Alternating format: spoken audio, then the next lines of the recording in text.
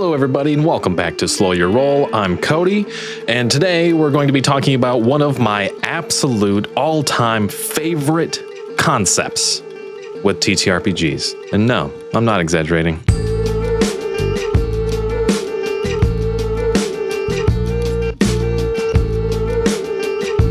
Okay, getting into this thing, first off, let me apologize. I know my background is just kind of dark and weird. I'm changing a bunch of stuff with the room I normally record in and trying to update it a little bit. So right now, this is a temporary setup, and it's just kind of going to be a little spooky, I guess. I don't know. Whatever. But the concept for today that we're digging into is how to make the absolute best reflavored things in TTRPGs, but specifically DC20. Though this concept can work with a lot of other games too. And yes, if I kept the thumbnail what I expect it'll be, we will be looking at specifically the Bard class of DC20. There's a very important reason why. But first, to get into that, we have to start with explaining DC20's help action. If you're watching this video, you're probably already pretty familiar with it, but just to go over it again real quick, when you take the help action in combat, it only costs 1 action point, just like attacking in most cases or whatever, and it gives you the ability to help an ally with a D8 that they can add to their check of whatever they're doing, which is really cool. The average roll of a D8 is 4.5. Obviously, just because you can't have 0, so it's 1 to 8. Right in the middle is 4.5. So that is almost exactly 5, which is equivalent to adding 1 damage, or really close, because if you roll over 5 over the target DC that you're trying to hit or whatever, you do 1 more damage. So it's really, really close to adding 1 damage to an attack, which is cool. But sometimes it's even better than that. Sometimes it's worse, and that's kind of funny too. But regardless, the help action gives an ally a D8 with their check. Moving on to the next important point of this, and this may not seem related all at once yet, but reactions in DC20 do not prompt the multiple check penalty. That is a thing that is in the rules, which is a really awesome, fantastic thing, because it's a bit of a risk to take a reaction versus something on your turn sometimes, given that on your turn, that is the latest point in the turn order, that you have the ability to use your action points, meaning that is the most informed that you can be with how to best use your action points, which means that technically taking reactions gives you a little bit less awareness of the best possible way to use your action points. But a lot of times reactions that specific characters have are really fun and just cool anyway, and sometimes the best thing they can do. One of those things, in my opinion, is specifically the Bard. Now we're closing in. We're closing in on the point here. The reason why is because of this one very specific feature that comes at level 1 for the Bard, Font of Inspiration. It reads, you are an ever-present source of aid for your allies. You gain the following benefits. 1. Ranged help attack. The range of your help action when aiding an attack increases to 10 spaces. That's really cool. Typically, the help action is only if you are right next to the target or right next to the ally that you're helping in the combat thing that's going on. But the second important thing of this feature is the help reaction. When a creature you can see makes a check, you can take the help action as a reaction to aid them with their check, provided you're within range to do so. Now, not only can you take the help action to help attacks from 10 spaces away, which is quite a bit of room, but you can also do it as a reaction. So, first off, that's just a really cool thing that Bards can do. That's really fun and a super easy way to be a support class and make your allies feel like they're hitting harder all the time. I, in fact, made a Bard that is flavored as an illusionist recently, and it has been very fun and very interesting, and I love the concept, and I've been able to play out this whole thing I'm going to finish explaining as we go, so I'll reference that for examples later on as well. One of the last really important things for this whole setup to make sense, lock it into your mind, and make you inspired to play a support character, even if you've only ever really cared to do damage, this video is going to convert you. Maybe. I don't care. Play the game how you want. That's the best way, actually. So anyway, one of the last points to wrap this up is understanding why the help action is so incredibly beautiful for the sake of flavoring and roleplay and just making your character and other characters in your party feel absolutely awesome. The fact is, when you take the help action, even the rulebook of DC20 specifically says that the player will communicate how they are helping with a check. Now, technically, I guess mechanically speaking, as long as you're in range to take the help action, you could just say, I take the help action with my last action point or whatever. You don't have to explain, but that's the concept.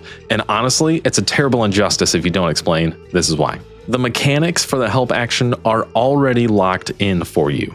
The fact is, when you take the help action, you're granting an ally a D8 to add to their roll.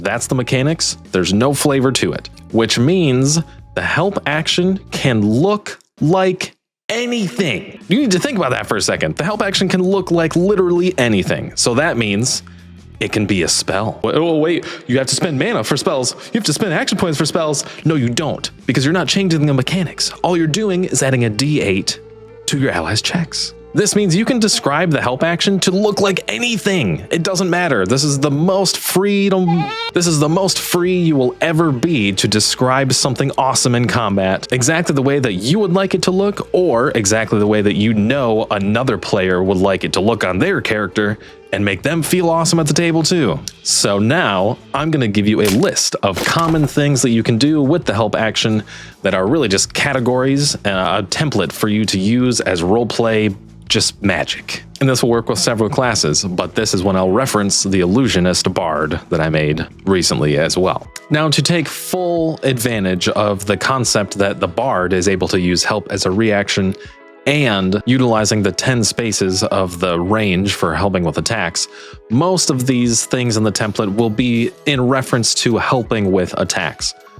But it works with really any check, so, pick and choose, think through what else you could do, but these are referencing the attacks so you can use the most of the font of inspiration feature. The first thing in the easy go-to template for roleplay or things you can do to flavor the help action is obstacle creation. This is anything that comes between the person you're helping and their target. Could be simply kicking up a cloud of dust near the opponent to blind them for a moment, slamming down a shield in front of your allied archer, giving them a moment to freely prepare their shot without worry, even flipping over nearby things like a table to expose your enemy, flipping it right into them to distract them and open them up for a shot from your ally. Alternatively, and more likely to happen as a spellcaster, being the bard, it could be that you've made a character that intentionally manipulates ice as a lot of their magic and spells. Then for that brief moment that you're helping, you're actually just creating a terribly slippery patch of ice under the enemy just before your archer shoots. Or perhaps you summon a gust of wind to just blow the oversized blouse of your enemies into their face for a moment. This is especially fun if you make a character flavored as an illusionist or even a conjurer.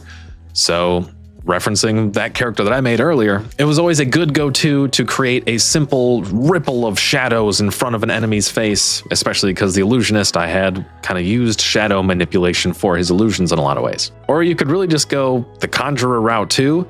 Classic Skyrim, you conjure a bucket over their head for just that moment where they're about to get hit with the archer's arrow. The next good go-to method for flavoring the help action is sensory disruption. This is exactly how it sounds. If you wanted to play more like a martial again with this help flavoring, maybe you intentionally slam your sword against your shield in the loudest way possible up next to the enemy as just a sensory distraction. Maybe you're intentional about what you're saying to them. Maybe you're just terribly insulting their mothers, or the fact that they probably haven't showered in like 3 months or something. Or again, the classic spellcaster route, as you are playing a bard. You could create a flash of light to blind the enemy for a brief moment, generate some intentional terrible sound or distracting sound from behind them like a bear charging and about to meet up with them.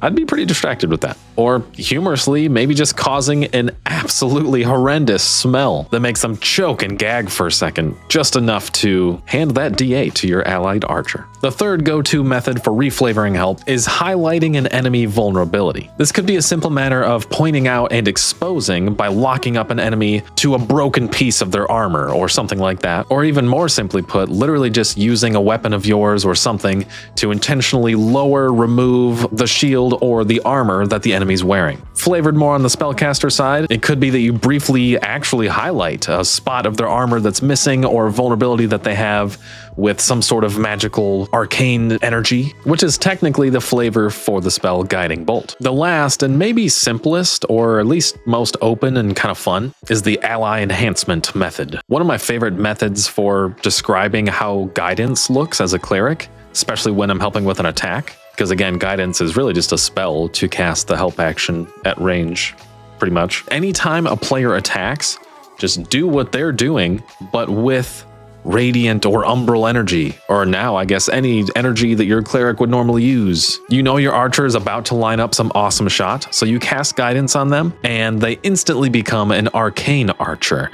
They draw back their bow and suddenly they're lined in a ring of floating radiant energy arrows matching their own. The second they let their arrow sling, they buzz through the air, tracing around their arrows like little magic missiles. You're not actually yourself attacking, you're just helping them attack. But this can be a good method to make them feel awesome in the character fantasy they're already working on. Anyway, that is the idea. I hope I made that concise and interesting enough for you guys to be inspired and use or go to that bard build in one way or another, or even the cleric guidance build. That's super fun too.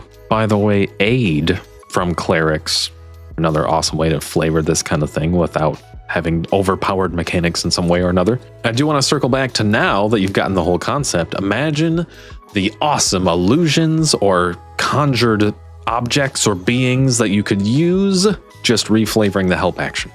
As a bard especially, because that feature makes it super fun and easy. Super cool, taking reactions like crazy, giving all your friends D8s to add to their rolls, hitting harder all the time. Super fun. Very, very fun. I've enjoyed it a lot so far with my illusionist, who you might see at some point here soon on our channel. Anyway, if you guys like what we're doing, please do consider subscribing. That's that button down there.